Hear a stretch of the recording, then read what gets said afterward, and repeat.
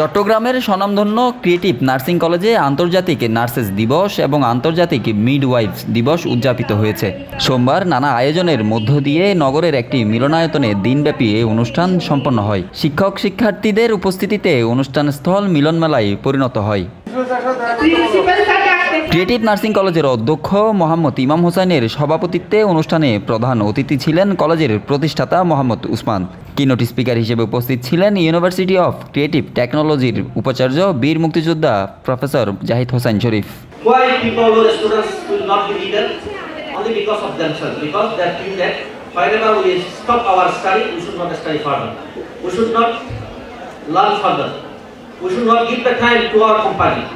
As our principal, one of the speakers already have told, we always think how actually we just come to the office and how we actually just leave the office. This is the trend of the country right now.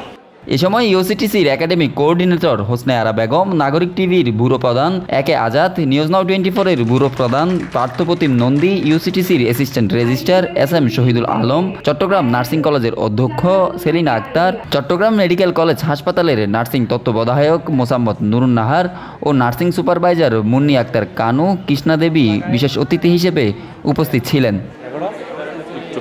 ধর্মীয় গ্রন্থ পাঠের পর জাতীয় সঙ্গীত পরিবেশনের মাধ্যমে অনুষ্ঠানের শুভ সূচনা হয়। এরপর শিক্ষার্থীরা অতিথিদের ফুল দিয়ে বরণ করে নেন।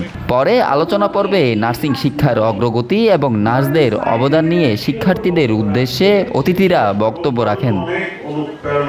আলোচনা শেষে ক্রিয়েটিভ নার্সিং কলেজের অধ্যক্ষ মোহাম্মদ ইমাম হোসেন শিক্ষার্থীদের সফলতা কামনা করে অনুষ্ঠানের সমাপ্তি ঘোষণা করেন। Desk report, news now 24।